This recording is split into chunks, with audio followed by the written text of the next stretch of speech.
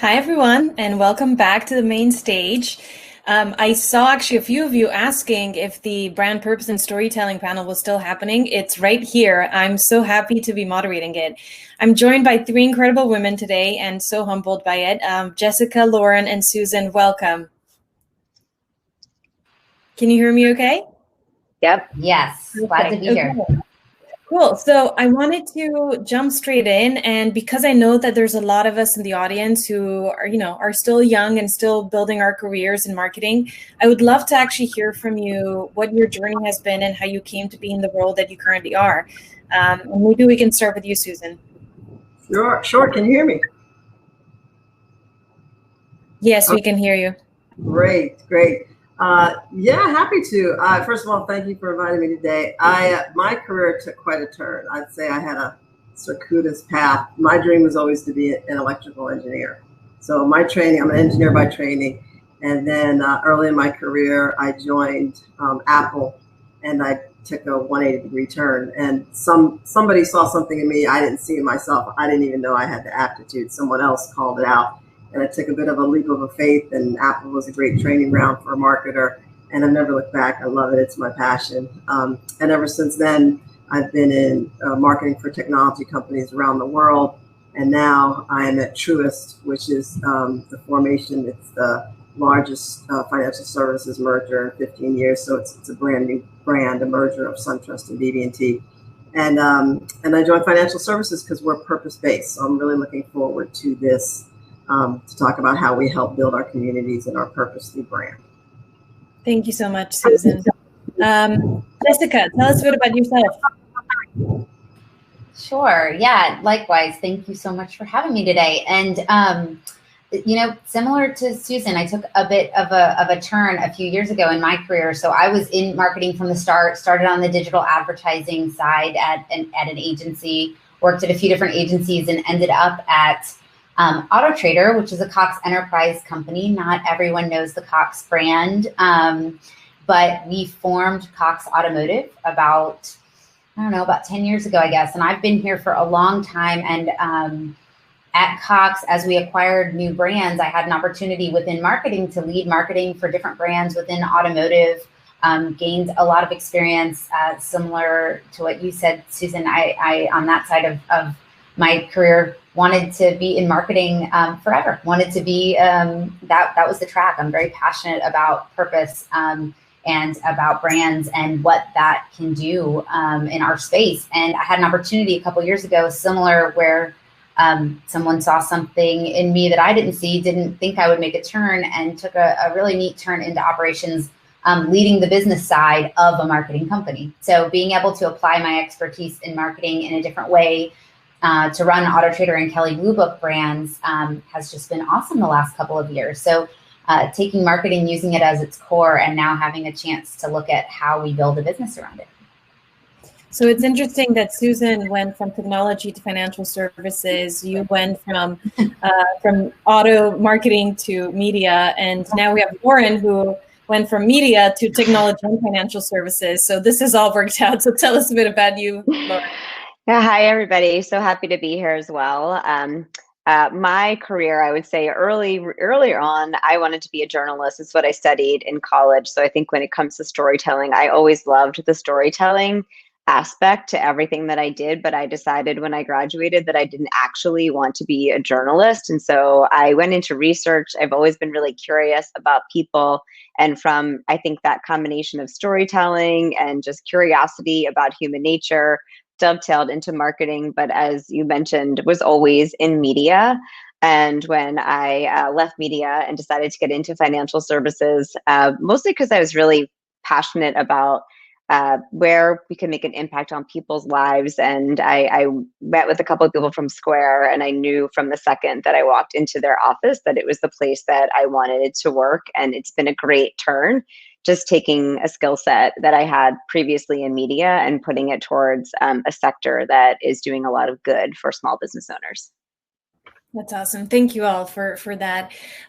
So I think brand storytelling and brand purpose go hand in hand. And so I want to tackle both of those.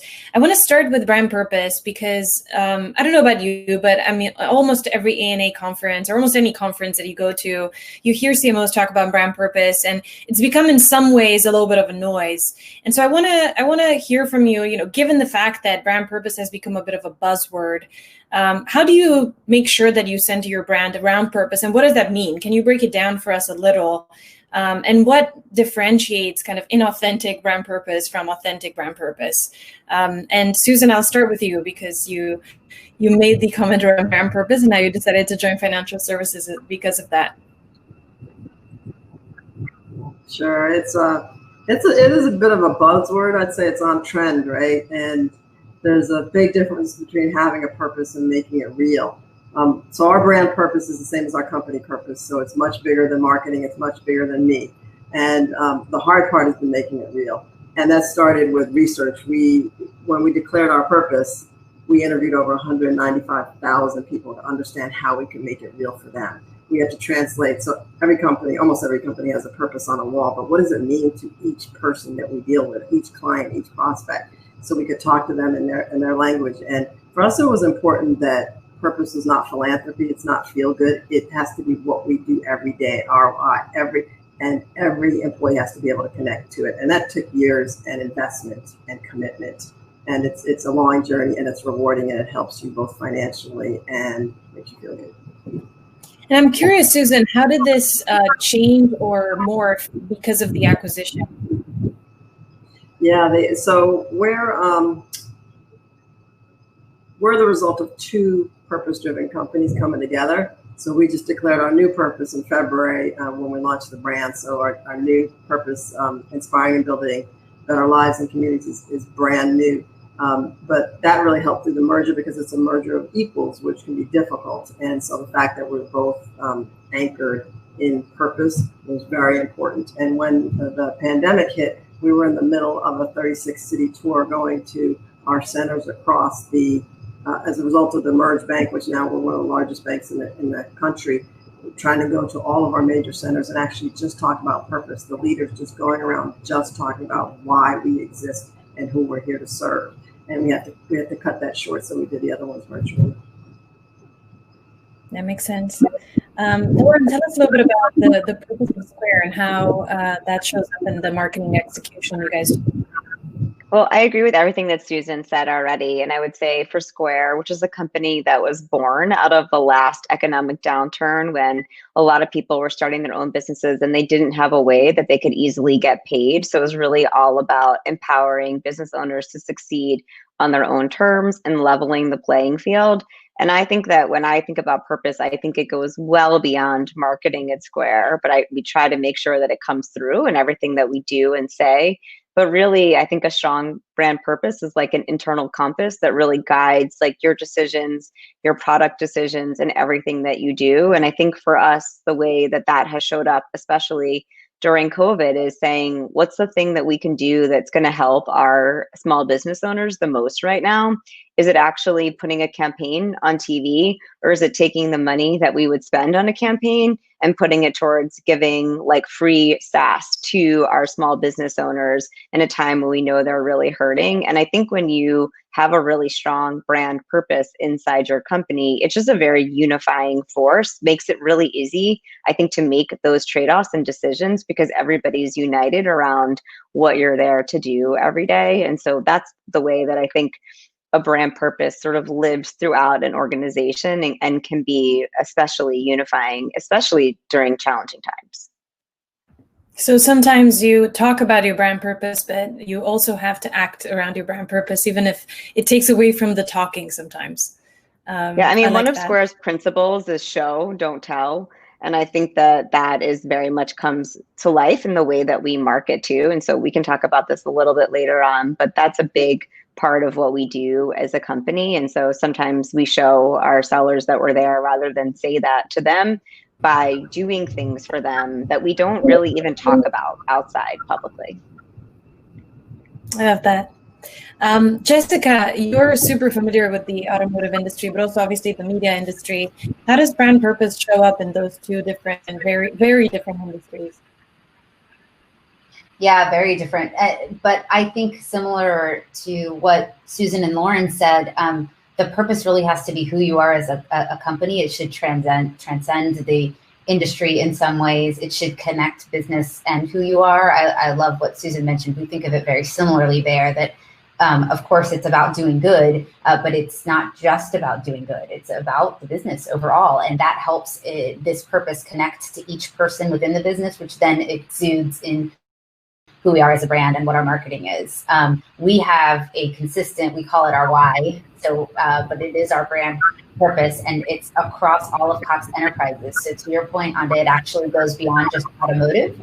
It carries into our cable division as well as our kind of corporate enterprise division. And it's all about empowering people today to build a better future for the next generation. And we do that in different ways, whether it's supporting local communities with our cable groups, or whether it's building up local dealerships in local community. And so it comes to life in that way. It's unique to us being privately held, family-run company, fourth generation. It means something even deeper to, our CEO, who is a family member, and he's literally building this future for his next generation.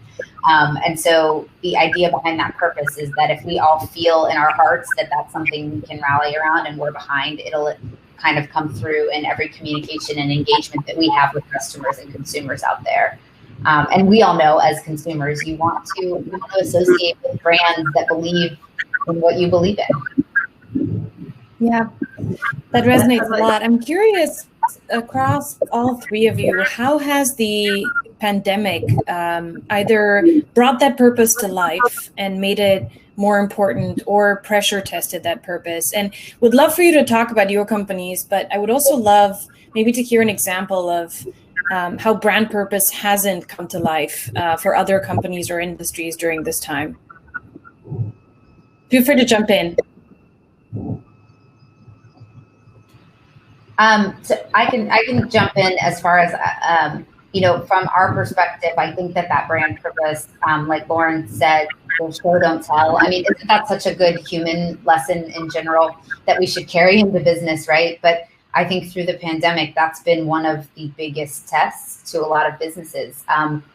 What are you doing for your industry, for your community, for your business, for your people during this time? And sometimes that means financial implications. Sometimes that means, I know for us, we gave deep discounts to our customers in order to keep small businesses, alive and engaged through this tough time. And that was a bit of a show don't tell and jumping head first. And it was nice to know you work for a company who enables you to do that, because this is part of who we are and what we believe in.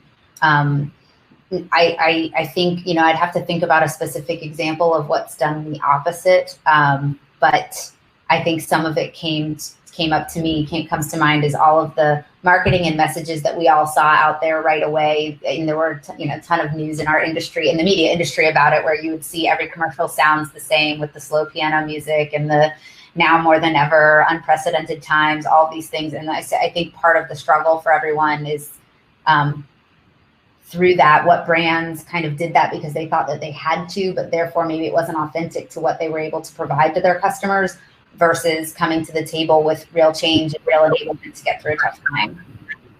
Yeah, I'll add to that as well. I agree with everything Jessica just said. And I think for us, like during COVID, we really wanted to focus on like the solutions and really being the most helpful, but less salesy than we typically are. We like really halted a lot of our typical communication, pulled back our spend, changed all of our messages.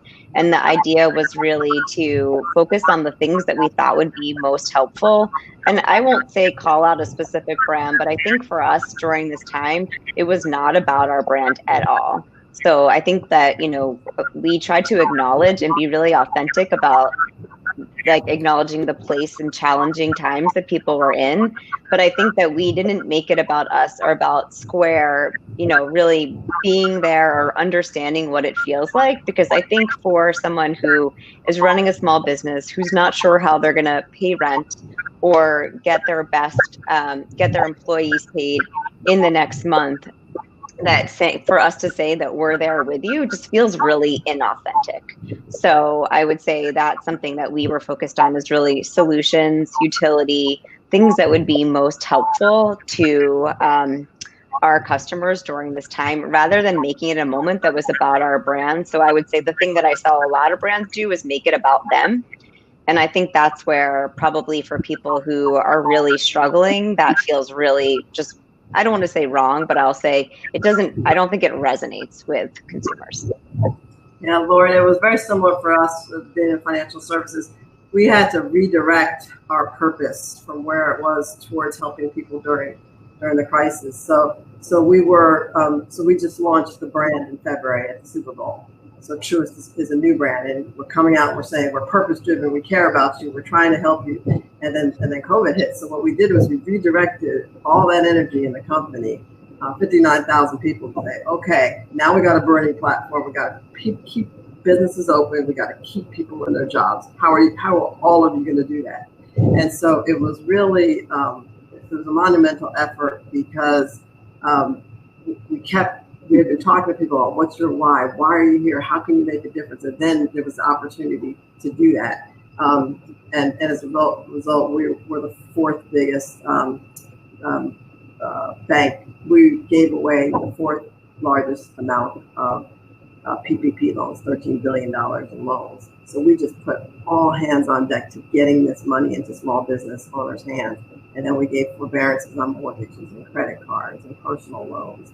And it feels real good, of course, right? It feels great. It's hard work. It's tireless. It's nice on the weekend, but it's worth it. And I think you're definitely right. It's not about the brand, but the way people remember it, and they remember the brand.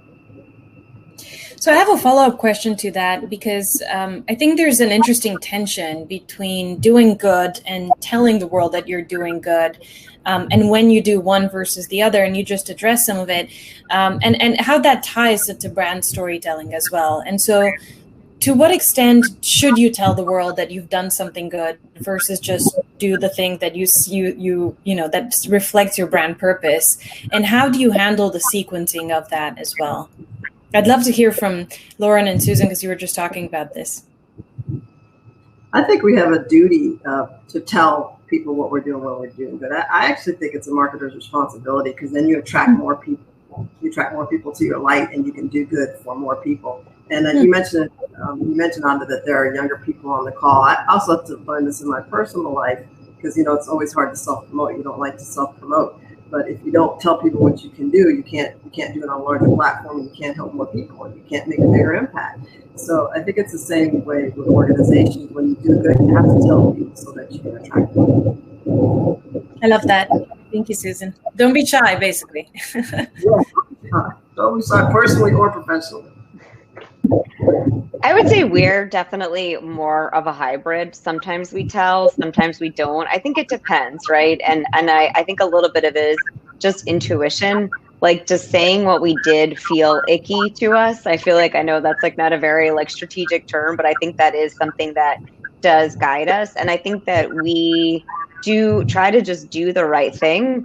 And a lot of times our customers tell for us, which is really ideal. And so I think that, we told our customers what we were doing for them during COVID to provide relief. We did not really make any broad announcements about it necessarily, but then I would say we had a lot of our customers talking about what we were doing, and we did share on our social channels as well, just because I think, to Susan's point, like there was so much communication when COVID started. I mean, just like everyone was just getting completely, I think, just bombarded with emails from everybody sharing their point of view. And so I think I think we wanted to make sure that people understood what we were doing, but it was really more to make sure that our customers knew what was available to them versus broadcasting it necessarily, like for people that, are not our core audience. I think that's what makes it part of like the headline of this session, storytelling. It's your narrative. So there's like a hybrid between these two conversations we just had, where it becomes who you are as a brand, and it's part of your narrative. It's part of your storytelling. It doesn't mean that it's a press release or a headline, but it's still woven into every part of like your being as a brand, which then gets it across to the people who need to know too. So I hope you're all ready for this next question, because I'm sure you constantly get it. And I feel like every time I ask this question, every marketer wants to punch me. And it's really about balancing brand and performance. And we have a question in the chat as well from Nancy. How do you separate your core brand purpose from the goal of generating revenue? And I know that the answer is, you don't, right? But how does that actually work? Like, I'd love for you guys to just break it down for the marketers out there. How do you ensure that you carry that brand purpose through? And if storytelling is a part of it, then how do you do it at all levels of the funnel or stages of the customer journey, or whatever we're calling it nowadays? I'm happy. Go ahead, Susan. Oh, no, I just love that question because... oh, good. Thank you. Yeah. Marketers struggle with that, but with technology now, we can see it and we can prove it. So just on our own properties and our social properties, when we mix brand and product messages, and this is always a debate with the business owners and the marketers, how many brand messages, how many product messages, how much do I push and sell? Well, we can see now through technology that when you do a mix of both is when people listen to you, when you talk to them about their journey. For us, it's when you talk to, we know you're shopping for a house. We'll help you with that rent versus buy decision. Oh, now do you want a mortgage? When we mix the two, it works better, and we can see it through data and analytics. Love that. Thank you, Susan. I'll add to that as well and just say that I think that the answer, Anna, to your point, is that you don't necessarily separate those things. I think that when, obviously during a pandemic, and this is a time like none of us have ever seen before, I do think that we made choices that sacrificed revenue for us during the time because it felt like the right brand thing to do. And I think the thinking there is really that if you're staying true to your brand and what you stand for as a brand, the revenue will be there, even if you take a little bit of a hit. And I think that for our business, like we thought, well, like things are going to be so drastically different for small business owners right now. And it did take us a little bit of time to say, what should we be doing? Like, where should we be putting performance market? We initially paused almost everything that we had going to really just, I think, tailor our message to be more appropriate. And then we thought about resurfacing things that we thought actually would be solutions that would really help small business owners during this time, like talking about online store and curbside pickup and delivery, and when we had PPP, because those were all things that we thought were really important and relevant and would be useful to customers. Other things that we think wouldn't be as useful right now, we didn't do. And we did make conscious trade-offs between like revenue and the brand value, I think, with the thought being that the brand, if we really maintain that relationship with our customers, the revenue will follow and be there in the end. Totally. And Jessica, I'm curious, how do you talk to marketers about the importance of investing in brand? I feel like I have a unique view on it, spending my entire career in marketing and then coming into this operational role where most business leaders might be that much more critical of brand dollars that aren't as measurable. Although, like we've mentioned, everything's more measurable these days. I'll tell you at least my opinion. We measure everything we possibly can, and we're a digital-based company, and so there's a lot that we can measure.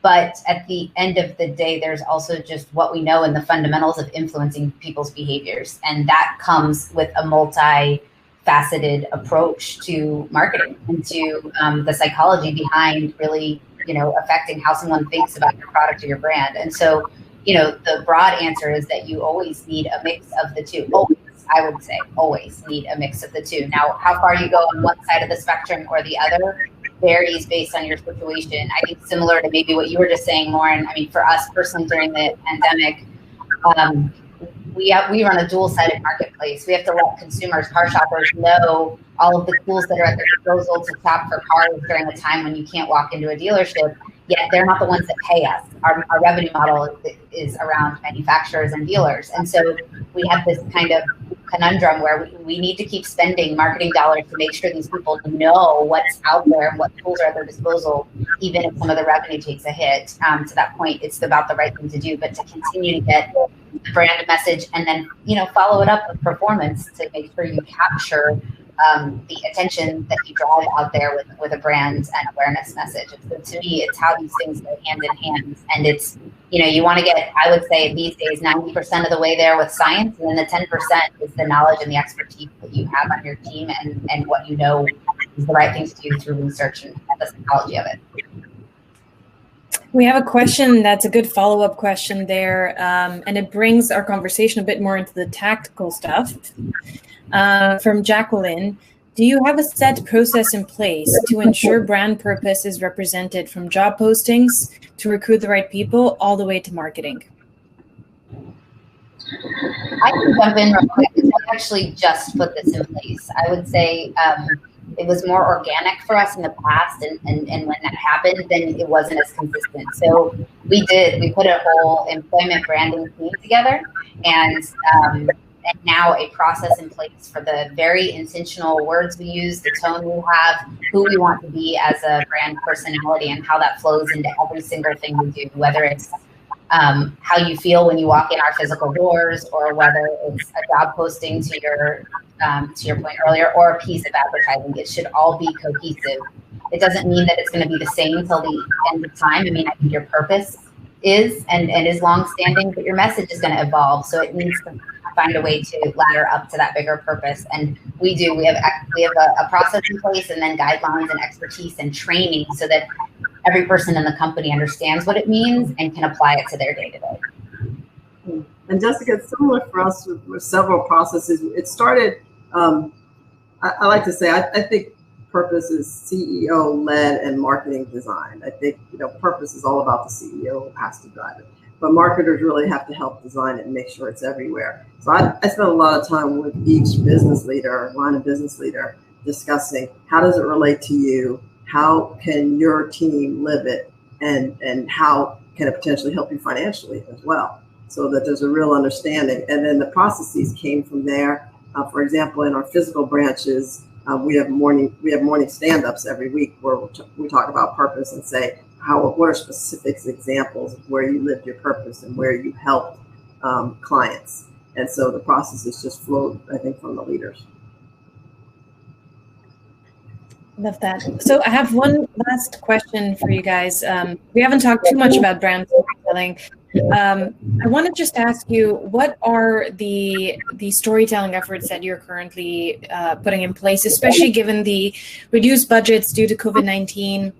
What are you doing to get that message out there around the good things that you're putting out into the world as a company? I'm happy to take that to start. I think a couple things on Square's end. So one of the things that we've been doing that's interesting to help us adapt, because we can't send our creative team out to really shoot videos in the middle of a global pandemic, is we've been releasing audio stories. So we've encouraged our small business owners to call and tell us about how they're adapting, what they're facing. And that's been something that's been really powerful, just hearing their voices and to hear how they're just coping during this time. And the other way that we've been doing this is through partnerships and branded content, which we really use as a guide and a resource. So we did something which was, very early on, how are restaurant owners adapting right now, just because there was such a huge impact for all of the restaurant owners. And that was something that we did in partnership with Leader, which I think was another great way to get the story out around how businesses are adapting and really meeting people where they are in their specific industries. We're doing something very similar, Lauren. So using the stories of PPP recipients, because that is the best way to tell our story, their own stories. And there are so many to be told. I think that, and on social they speak up really, they're extremely vocal. The other thing we're trying to do is help our partners tell their story, our nonprofit partners. So United Way, Boys and Girls Club, YMCAs, all the nonprofits that we partner with, because they're all trying to fundraise, and not only that, trying to get volunteers and advocacy. So we work with them to help them get their stories told as well. Yeah. Likewise, I know we're cut short on time, but likewise, I think the idea is to tell our own stories and keep our brand voice out there, but also amplify others as possible. So we just did a lot to talk about the tools and what's most relevant to consumers and customers right now, and make sure that narrative and storytelling of our purpose came through in all of that. Well, thank you all so much for coming together today. It makes me happy to hear that brand storytelling is alive and well and continues, especially during this crisis, because we all need these stories of inspiration and unity and resilience. So thank you for making noise and not being shy. Thank you all for showing up today, and hopefully we continue the conversation. Thank you. Yeah, thank you so much. Bye. Thank you, Anda. Thank you.